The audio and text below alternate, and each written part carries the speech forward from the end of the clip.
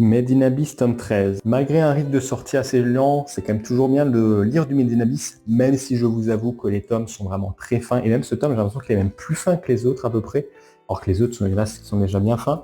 Ce qui fait que, je vais le dire, il se passe pas forcément grand chose dans ce tome, même s'il se passe des choses intéressantes et on a toujours des dessins assez sympas. Cette page, je ne vais pas en dire plus, mais la page qui est d'après fera peut-être tilter certains, et j'avoue que la mise en page était assez sympa.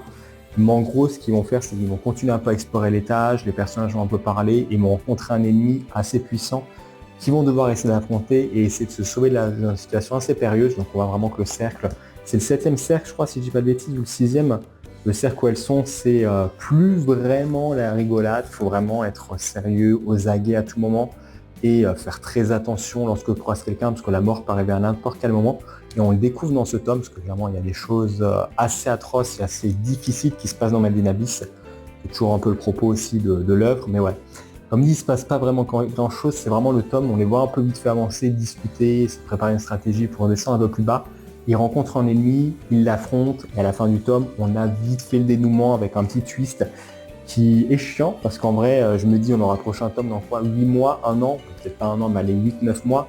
Ce qui fait que d'ici là, il y a peut-être des éléments que j'aurais oubliés. Bon, après, en vrai, vu que c'est court, ça peut se lire plutôt facilement, donc il faudrait peut-être que je relise un peu le dernier arc, quand on aura plusieurs tomes de sortie.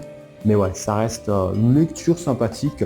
Pour ceux qui se demandent, parce qu'il y en a peut-être qui se posent la question, il n'y a plus de trucs sur les dernières couvertures, il y a plus, sous les dernières couvertures, il n'y a plus d'éléments un peu P, voilà, on va dire le P-word, voilà, il n'y a plus d'éléments P-word, même à l'arrière, je peux même vous montrer un peu l'arrière. Donc, soyez rassurés de ce côté-là.